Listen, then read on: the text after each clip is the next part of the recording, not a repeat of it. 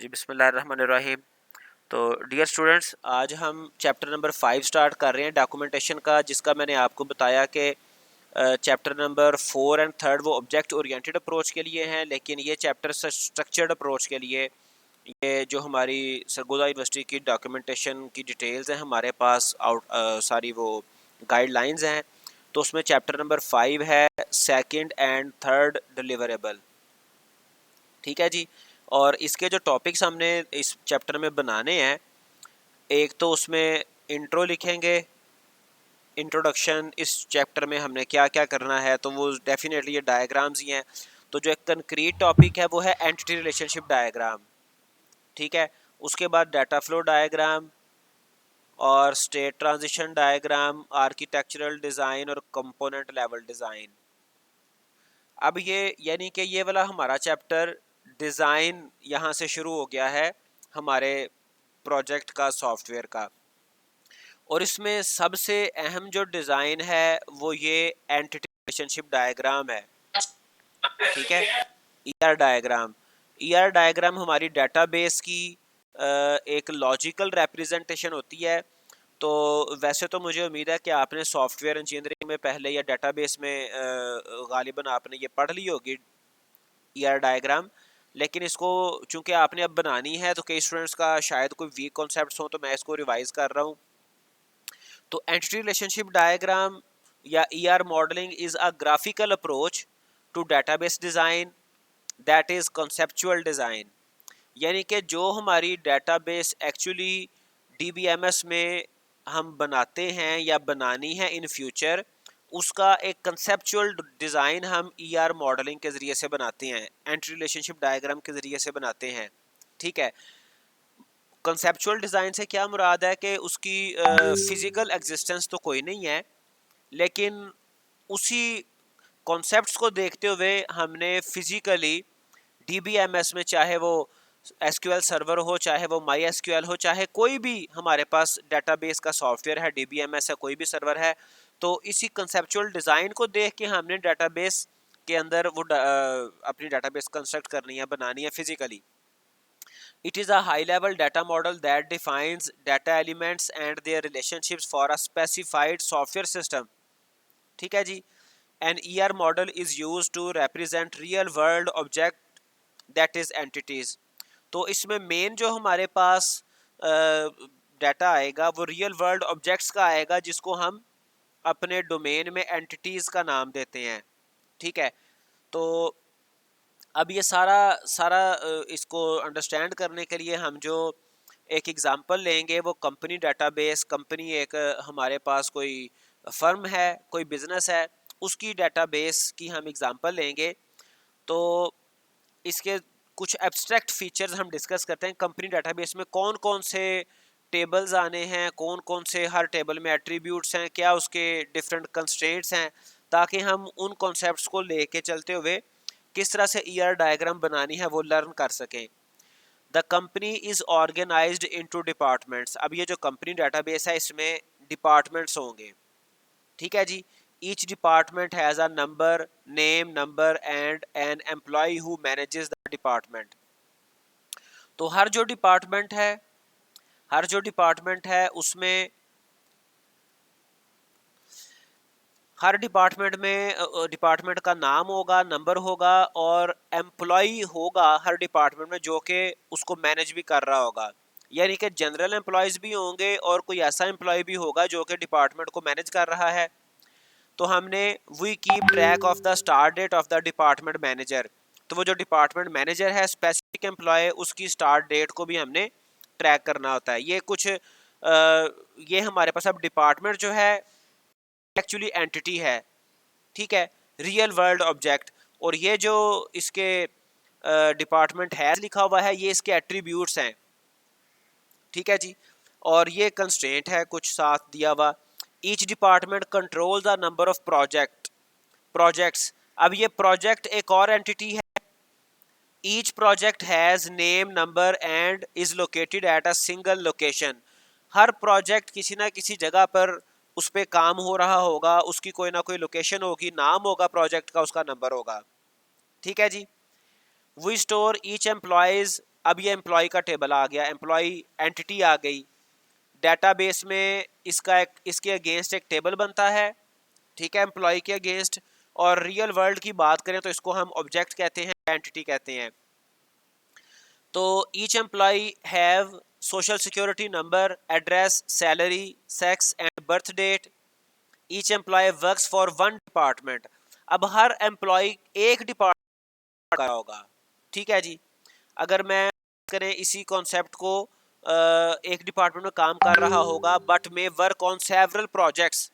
अगर इसी ये जो अंडरलाइन दो चीज़ें की गई हैं, इसको मैं अगर आपको यूनिवर्सिटी या कॉलेज के कॉन्सेप्ट से समझाना चाहूँ तो फ़र्ज़ करें कंप्यूटर साइंस है, उसमें एक एम्प्लॉय एक टीचर वर्क कर रहा है, लेकिन वो कई एक प्रोजेक्ट्स पे काम कर रहा होगा। हो सकता है वो मैथ्स के डिपार्टमेंट में भी कंप्यूटर टीच करने जाता हो, अपने डिपार्टमेंट में तो उसने टीच करना ही करना है। तो each employee works for one department but may work on several projects. तो ये कुछ कंस्ट्रेंट्स भी साथ बता दिए। We keep track of the number of hours per week. अब हर एम्प्लॉय उसने काम किया है एक वीक में, नंबर ऑफ आवर कितने घंटे उसने काम किया, इसका भी हमने रिकॉर्ड रखना है।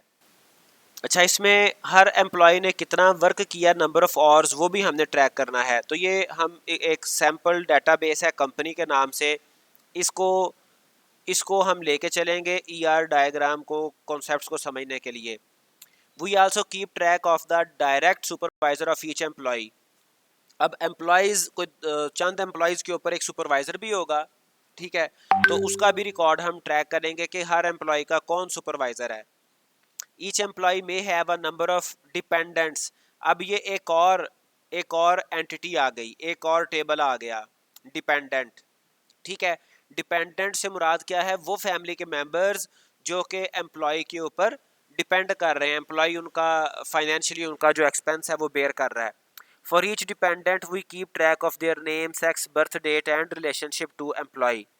तो हर डिपेंडेंट के ये एट्रीब्यूट्स होंगे, उसके उसके ये चीज़ें हमने रिकॉर्ड रखनी है, उसका नाम क्या है, वो लड़का है लड़की है, उसकी बर्थ डेट क्या है, और उसकी रिलेशनशिप एम्प्लॉय के साथ क्या है, मतलब वो बेटा है बेटी है, उसकी वाइफ है, क्या उसका रिलेशनशिप है। अब यहाँ पर हम आगे इसी इसी जो हमारे पास हमने एक एग्जांपल एक देखी है, उसके सिनेरियो में और साथ जो ईआर मॉडलिंग में जो कोर कॉन्सेप्ट्स हैं या कोर डेफिनेशंस हैं वो देखते हैं। सबसे पहले कॉन्सेप्ट है एंटिटीज़ का। एंटिटीज़ आर स्पेसिफिक ऑब्जेक्ट्स और things in the mini world. अब मिनी वर्ल्ड हमारे पास वो डिपार्टमेंट है या फिर वो ऑर्गेनाइजेशन है, वो इंस्टीट्यूशन है जिसके लिए हम प्रोजेक्ट बना रहे हैं, ठीक। तो एंटिटी उस एनवायरनमेंट और उस मिनी वर्ल्ड में कोई स्पेसिफिक ऑब्जेक्ट होगा या थिंग होगी, और इस मिनी वर्ल्ड को हम यूनिवर्स ऑफ डिस्कोर्स भी कहते हैं। अब इसको that are represented in the database, अब ये डाटाबेस में रिप्रेजेंट होंगी।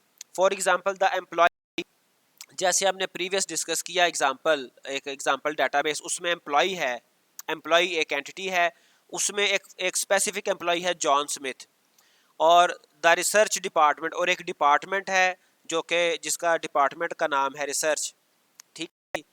The product x project, project है, उस प्रोजेक्ट का नाम प्रोडक्ट एक्स, ठीक है। तो अब ये सारी क्या है, ये एंटिटीज़ हैं। डिपार्टमेंट एक एंटिटी है, उसमें उस एंटिटी में किसी स्पेसिफिक एक रिकॉर्ड का, एक डिपार्टमेंट का नाम रिसर्च है। एम्प्लॉय एक एंटिटी है, उसके एम्प्लॉय का नाम है जॉन स्मिथ, ठीक है। तो इसको हम एंटिटी को, जैसे स्टूडेंट हैं आपके, अगर अगर कोई कॉलेज एनवायरनमेंट के लिए डेटाबेस बनाएगा या प्रोजेक्ट बनाएगा, तो कॉलेज में हम एक स्टूडेंट को एंटिटी नहीं कहते। एंटिटी से मुराद क्या है, एंटिटी से मुराद स्टूडेंट्स हैं, एंटिटी सेट एंटिटी से होता है, ठीक है। इसी तरह से एम्प्लॉय एंटिटी सेट है। Employee, what does employee mean, के all the employees working in the company, इन जो कंपनी डाटाबेस हम डिस्कस किया उसमें जितने भी एम्प्लॉयज हैं वो सारे इसमें आएंगे, जितने भी डिपार्टमेंट्स हैं वो सारे डिपार्टमेंट के एंटिटी में आएंगे। उनमें डिपार्टमेंट में से एक डिपार्टमेंट रिसर्च है, प्रोजेक्ट्स में से एक प्रोजेक्ट प्रोडक्ट एक्स के नाम से है। फिर हैं attributes. Attributes are properties use to describe an entity. अब एट्रीब्यूट जो हैं ये खसूसियात होती हैं जो कि एंटिटी को डिस्क्राइब करती हैं, और हम दो डिफरेंट एंटिटीज़ को इसीलिए डिफरेंट कहते हैं, इसी बेस पे डिफ्रेंशिएट करते हैं कि उनके एट्रीब्यूट्स डिफरेंट हैं। ठीक है, जिस तरह से अगर जैसे इसी इसी एग्जांपल की बात करें तो हमने देखा था प्रीवियस के एम्प्लॉयज़ हैं और उनमें से कोई एम्प्लॉय डिपार्टमेंट को मैनेज भी कर रहा होगा, कोई एम्प्लॉय दूसरे एम्प्लॉयज़ का मैनेजर भी होगा। तो आम एम्प्लॉयज़ का तो एम्प्लॉय नंबर हो सकता है, उनका सोशल सिक्योरिटी नंबर हो सकता है, लेकिन जो मैनेजर एम्प्लॉय है जो दूसरे एम्प्लॉयज़ को मैनेज कर रहा है उसका एक मैनेजर नंबर भी होगा, उसका सुपरवाइजर नंबर भी टाइप का कुछ होगा। ठीक है जी। अगर आप और एक एग्जांपल चाह रहे हैं तो जिस तरह से किसी भी इंस्टीट्यूशन में, कॉलेज में, यूनिवर्सिटी में स्टूडेंट्स होते हैं, टीचर्स होते हैं, तो टीचर का भी नाम होगा, स्टूडेंट का भी नाम होगा, टीचर की बर्थ डेट भी होगी, स्टूडेंट की भी होगी। ठीक है, टीचर का भी जो है वो CNIC होगा, स्टूडेंट का भी होगा। डिफरेंस कहाँ से आएगा? स्टूडेंट का रोल नंबर होगा जबकि टीचर का एक टीचर आईडी होगा या एम्प्लॉय आईडी होगा। ठीक है, तो जो एट्रीब्यूट्स हैं वो डिफरेंट एंटिटीज को डिस्टिंग्विश करते हैं। Attributes are properties used to describe an entity. For example, an employee entity may have name, SSN, address, sex, birth date. ठीक है जी। और a specific entity will have a value for each of its attributes। अब entity के जो different attributes हैं, हर entity के different जो attributes हैं उन एट्रीब्यूट्स के लिए कोई ना कोई वैल्यू भी होगी। ठीक है जी। For example, a specific employee entity में है नेम जॉन स्मिथ। अब नेम जो है ये एट्रीब्यूट था, इसकी वैल्यू क्या है? John Smith. एन एट्रीब्यूट है, वैल्यू क्या है? 1 2 3 4 5 6 7 8 9। एड्रेस एट्रीब्यूट है, वैल्यू क्या है? 7 फॉन्ड्रन, हॉस्टन, ये उसका सारा एड्रेस है। सेक्स उसका ये एंटिटी का। ठीक है जी। और इसकी वैल्यू क्या है? M for male. Birth date attribute है और इसकी वैल्यू क्या है? 9 Jan 55। तो हर एंटिटी के जो एट्रीब्यूट्स होंगे, a specific entity will have a value for each of its attributes। जितने भी एट्रीब्यूट्स हैं हर एट्रीब्यूट के लिए वैल्यू होगी। each attribute has a value set or data type associated with it। for example, integer, string, sub range, enumerated type। तो हर जो हमारे पास एट्रीब्यूट आएगा उसमें जो अलाउड वैल्यूज होंगी वो भी वैल्यू सेट, डाटा टाइप भी हमने बतानी है। ठीक है, कि सेक्स एट्रीब्यूट है, इसमें की वैल्यूज आनी है। एड्रेस एट्रीब्यूट है, इसमें किस तरह की वैल्यूज, डाटा टाइप बताएंगे हम। बर्थ डे एट्रीब्यूट है, हम बताएंगे कि इसमें किस तरह की वैल्यूज आनी है। ठीक है जी। अब टाइप्स ऑफ एट्रीब्यूट्स भी डिफरेंट हो सकते हैं। एक है सिंपल एट्रीब्यूट्स। सिंपल एट्रीब्यूट कौन से हैं? Each entity has a single atomic value for attribute.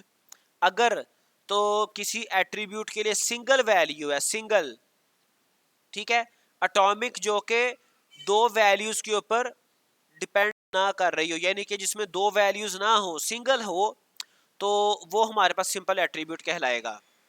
ठीक है जी। जिस तरह से SSN है, सोशल सिक्योरिटी नंबर, या फिर एक और मैं आपको इससे हट के एग्जांपल दे देता हूं, CNIC नंबर। तो किसी भी पर्सन का मैक्सिमम एक ही CNIC नंबर होगा, तो उसकी सिंगल वैल्यू हुई ना CNIC की, सिंगल वैल्यू हुई, एटॉमिक हुई। एटॉमिक जिसको हम डिवाइड फर्दर ना कर सके, तो ये CNIC 30 डिजिट्स का होगा।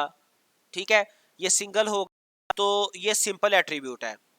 फिर उसके बाद है कंपोजिट एट्रीब्यूट कौन से होते हैं? जिसमें ज्यादा वैल्यूज आ जाएं। The attribute may be composed of several components. For example, address एक एट्रीब्यूट है, इसमें apartment number, house number, street, state, zip code, country. ठीक है, अब एट्रीब्यूट एक है लेकिन इसमें जो वैल्यूज आ रही हैं, these are composed of many values, ठीक है। अपार्टमेंट नंबर भी है, हाउस नंबर भी है, street number, city, state, zip, country. या फिर नेम की बात कर लें, अब नेम में फर्स्ट नेम भी होता है, मिडिल नेम भी होता है, लास्ट नेम भी आ जाता है। तो इस तरह के एट्रीब्यूट्स होंगे वो हमारे कंपोजिट कहलाएंगे। फिर एक है मल्टी वैल्यूड। अब कंपोजिट और मल्टी वैल्यूड में क्या डिफरेंस है? कंपोजिट में तो वो एक वैल्यू ही बनाता है, लेकिन काफी सारी वैल्यूज से मिलके एक वैल्यू बनाता है। लेकिन मल्टी वैल्यूड में क्या होता है कि एक एट्रीब्यूट में वैल्यूज दो आ सकती हैं। जैसे एड्रेस भी मल्टी वैल्यूड हो सकता है, एड्रेस भी मल्टी वैल्यूड भी हो सकता है। कैसे कि एक बंदे का एड्रेस कुछ और है और उसका जो एड्रेस है वो कुछ और है, ठीक है। फिर जी सर, फोन भी हो सकता है, ठीक है, phone number. Phone number multi valued हो सकता है, ठीक है जी। तो जैसे यहाँ पर देखें, multi valued and entity may have multiple values for that attribute. Example, contact of an employee. Contact यानी कि फोन नंबर, उसका उसका मोबाइल नंबर, कॉन्टैक्ट नंबर। तो ये मल्टीपल वैल्यूज हो सकती हैं। और प्रीवियस डिग्री ऑफ स्टूडेंट। अब प्रीवियस डिग्रीज, जैसे आप हैं स्टूडेंट, तो आपकी प्रीवियस डिग्रीज कितनी है? ज्यादा हो सकती है ना। किसी ने फर्ज करें बीए किया है, उसने साथ बीएससी भी की हुई है। कोई अगर पीएचडी का स्टूडेंट है तो उसकी प्रीवियस डिग्रीज कौन कौन सी हैं? उसकी एमफिल भी हो सकती है, उसका मास्टर्स भी हो सकता है, उसका बीएस भी हो सकता है, मल्टीपल डिग्रीज हो सकती हैं, ठीक है। तो प्रीवियस डिग्री में ज्यादा वैल्यूज, मल्टीपल वैल्यूड ये हो सकता है, पॉसिबल है। In general, composite and multi-valued attributes may be nested arbitrarily to any number of levels, although this is rare.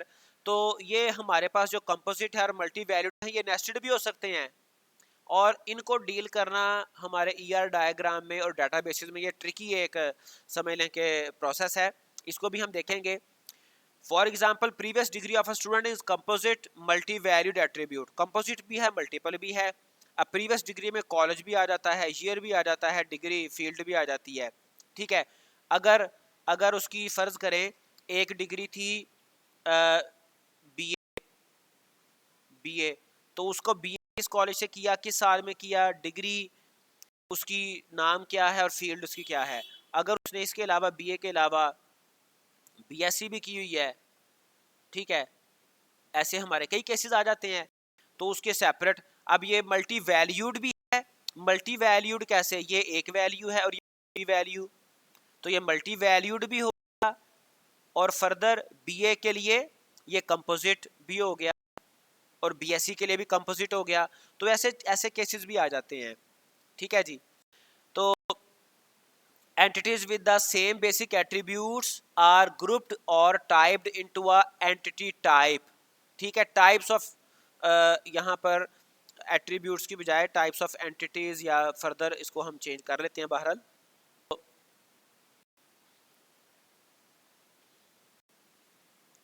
तो हमारे पास जो सेम एट्रीब्यूट्स वाले एंटिटीज होती हैं उनको हम एंटिटी ग्रुप कहते हैं, ठीक है। जैसे मैंने आपको एग्जांपल पहले भी दिया स्टूडेंट की, तो कोई एक स्टूडेंट एंटिटी नहीं होगी, बल्कि all the students in institution, all the teachers in institution, all the employees in organisation, वो सारे मिलके एक एंटिटी बनाएंगे एम्प्लॉय, एक एंटिटी बनाएंगे टीचर, एक एंटिटी बनाएंगे स्टूडेंट, और उसको हम एंटिटी टाइप कहते हैं, ठीक है जी।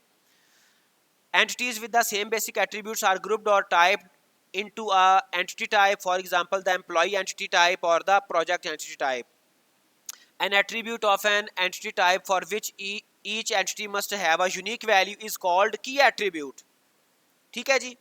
अब यहाँ पर की एट्रीब्यूट का कॉन्सेप्ट पाया जाता है कि किसी भी एंटिटी टाइप में ऐसा एट्रीब्यूट, ऐसा कोई एक या सेट ऑफ एट्रीब्यूट्स किसी एंटिटी के लिए जो क्या करे, for which each entity must have a unique value, ठीक है, उसको हम की एट्रीब्यूट कहते हैं, ठीक है जी। जैसे एम्प्लॉय का एसएसएन, जैसे स्टूडेंट्स का रोल नंबर, जैसे नेशनल्स का पाकिस्तानियों का सीएनआईसी, ठीक है जी। तो ये की एट्रीब्यूट कहलाएगा। उसके बाद है की एट्रीब्यूट में भी कंपोजिट। अब की एट्रीब्यूट कंपोजिट भी हो सकता है, लास्ट भी नहीं है कि वो सिंगल हमारे पास कोई एट्रीब्यूट हो, सिंगल कोई कॉलम हो, लाजमी नहीं है। जैसे vehicle tag number is a key of the car entity type with component and state. जिस तरह से हमारे यहाँ भी पाकिस्तान में भी जो गाड़ियों के नंबर होते हैं तो उसमें साथ सिटी को भी मेंशन किया होता है। ठीक है जी, जिस तरह से LER, तो L हमें बता रहा है कि ये लाहौर का है। और इस तरह से और भी सिटीज़ के लिए उन्होंने कुछ यानी कि अल्फ़ाबेटिकल लेटर यूज़ करते हैं और साथ आगे कोई न्यूमेरिक नंबर होता है। तो ये कंपोजिट है। एन एंटिटी टाइप में हैव मोर देन वन की, ये भी पॉसिबल है। ठीक है, अगर स्टूडेंट की कोई एंटिटी है, एंटिटी टाइप है, उसमें स्टूडेंट का रोल नंबर भी की एट्रीब्यूट है, स्टूडेंट का CNIC भी की एट्रीब्यूट है। For example the core entity type में हैव टू कीज, एक है व्हीकल आइडेंटिफिकेशन नंबर, ठीक है जी, VIN, जैसे जिसको हम पाकिस्तान में चेसिस नंबर भी बोलते हैं, और व्हीकल टैग नंबर, जिसको जो हमारे यहाँ पर भी टैग नंबर या उसका नंबर के तौर पे जिसमें सिटी और स्टेट भी आ जाता है। तो ये दो हमारे पास डिफरेंट कीज भी किसी एक एंटिटी में आ सकती हैं। एनीवेज, आगे हम चलते हैं कि हमने जब ये बात की कि हम ER मॉडलिंग को ग्राफिकली डायग्रामेटिकली रिप्रेजेंट करेंगे तो उसके लिए कुछ नोटेशंस यूज़ होती हैं, कुछ नोटेशंस हम यूज़ करते हैं, जिनको यूज़ करते हुए हम अपने सारे डेटाबेस को कॉन्सेप्चुअली ड्रॉ करते हैं। अब वो नोटेशंस कौन कौन सी हैं?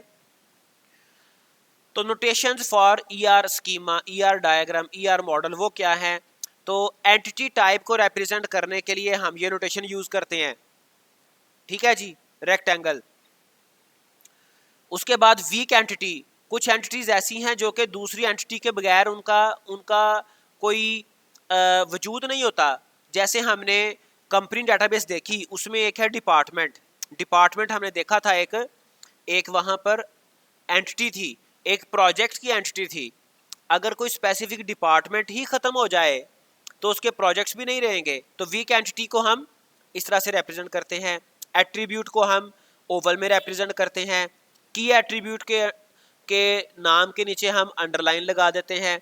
ठीक है जी। मल्टी वैल्यूड एट्रीब्यूट को हम डबल ओवल से रिप्रेजेंट करते हैं। रिलेशनशिप को हम इस साइन से रिप्रेजेंट करते हैं, इसको डायमंड साइन भी कहा जाता है। तो इसके साथ हम रिलेशनशिप टाइप को रिप्रेजेंट करते हैं और आइडेंटिफाइंग रिलेशनशिप टाइप को हम डबल डायमंड से रिप्रेजेंट करते हैं। इसके अलावा भी कुछ हमारे पास नोटेशंस हैं, जैसे ये कंपोजिट एट्रीब्यूट। तो एक ओवल के साथ हमने और ओवल भी लगा दिए, तो ये हमारे पास कंपोजिट एट्रीब्यूट्स बन गए। फ़र्ज़ करें यहाँ पर एड्रेस अगर आता है तो उसके बाद यहाँ पर इधर आ जाता है अपार्टमेंट नंबर या house number and so on, आगे सिटी। ठीक है। उसके बाद डिराइव्ड एट्रीब्यूट, कुछ डिराइव्ड होते हैं, जैसे भी हमने डेट ऑफ बर्थ का एट्रीब्यूट एक बड़ा डिराइव्ड है। यहाँ पर हम ये एट्रीब्यूट होता है एज, ठीक है, एज, लेकिन उसमें हम सेव करवाते हैं डेट ऑफ बर्थ। ठीक है। तो date of birth actually save करवाते हैं हम अपने इसमें, और जब हमने एज निकालनी हो तो इस वक्त जो करंट हमारे पास डेट होगी, करंट डेट में से हम डेट ऑफ बर्थ को सब्ट्रैक्ट करते हैं तो एज निकल आती है। अगर हम एज सेव करें, किसी के मैंने एज सेव की 25 ईयर्स, ठीक है, तो 2 साल बाद डाटाबेस तो ख़त्म नहीं हो रही, 2 साल बाद तो वो 27 साल का है, लेकिन डाटाबेस में वो अभी भी 25 का चल रहा है। तो इसका सोल्यूशन क्या होता है कि हम डेट ऑफ बर्थ को सेव करते हैं डेटाबेस में, और जब भी हमने उसकी एज निकालनी हो करंट डेट के साथ डेट ऑफ बर्थ को माइनस करते हैं तो उसकी एज निकल आती है। तो ये एज जो है ये डिराइव्ड एट्रीब्यूट है। ठीक है। एक्चुअल एट्रीब्यूट क्या है? DOB, date of birth. फिर उसके बाद जब दो हमारे पास डिफरेंट एंटिटीज E1 और E2 पार्टिसिपेट कर रही होती हैं, तो टोटल पार्टिसिपेशन के लिए हम ये दरमियान में रिलेशनशिप है और हम ये यूज़ करते हैं सैम्पल्स टोटल पार्टिसिपेशन के लिए, एक सिंगल लाइन और दूसरी तरफ डबल लाइन। ये टोटल पार्टिसिपेशन है कि E जो है E1 वो E2 में टोटल पार्टिसिपेट कर रहा है। Total participation sorry E2 E1 में टोटल पार्टिसिपेट कर रहा है रिलेशनशिप में, E2 टोटल पार्टिसिपेट कर रहा है और E1 पार्शियल पार्टिसिपेशन कर रहा है। फिर उसके बाद कार्डिनैलिटी रेशो आ जाती है कि E1 और E2 आपस में किस तरह से इनकी रिलेशन आपस में रिलेशन है। तो E1 के अगेंस्ट E2 की कई एक वैल्यूज़ आएंगी, जैसे अगर स्टूडेंट एंटिटी है तो इधर कोर्स है, तो एक स्टूडेंट के ये कोर्सेज पढ़ेगा, तो 1 to n रिप्रेजेंट करने के लिए हम ये n का साइन यूज़ करते हैं, ठीक है जी। फिर स्ट्रक्चरल कंस्ट्रेंट आ जाते हैं मिनिमम और मैक्सिमम पार्टिसिपेशन के लिए कि मिनिमम कितने होंगे। अब डेफिनेटली एक कोई भी स्टूडेंट है वो कम से कम एक कोर्स पढ़ेगा और ज़्यादा से उसके मैक्सिमम हम नंबर कह सकते हैं। किसी अगर सेमेस्टर की बात करें, किसी ओवरऑल डिग्री की बात करें, तो उसकी मैक्सिमम वैल्यू भी कोई हो सकती है, ठीक है। तो ये डिफरेंट सैम्पल्स हैं, नोटेशंस हैं जिनको हम यूज़ करते हैं ईआर डायग्राम में। और ये जो हमने कंपनी की एक एग्जांपल की बात की थी उसका ईआर डायग्राम यहाँ पर ये देखें मेंशन की गई है, बनाई गई है। एम्प्लॉय का एक हमारे पास था एंटिटी डिपार्टमेंट, ठीक है जी। प्रोजेक्ट एंटिटी थी, डिपेंडेंट। अब ये देखें डिपेंडेंट जो है ये वीक एंटिटी है, ठीक है, वीक एंटिटी, क्योंकि अगर एम्प्लॉय नहीं होगा, एम्प्लॉय रिटायर्ड हो जाता है, एम्प्लॉय खुदा ना खास्ता उसकी डेथ हो जाती है, एम्प्लॉय को टर्मिनेट कर दिया जाता है, तो डिपेंडेंट भी ख़त्म हो जाएंगे, तो ये वीक एंटिटी है, ठीक है। उसके बाद ये रिलेशनशिप्स हैं, ठीक है जी। ये हमारे पास रिलेशनशिप्स के लिए ये डायमंड सैम्बल यूज़ किया गया है। फिर ये एट्रीब्यूट्स हैं, ये देखें कुछ एट्रीब्यूट्स हमारे मल्टी वैल्यूड हैं, ये की एट्रीब्यूट्स के नीचे अंडरलाइन किया गया है।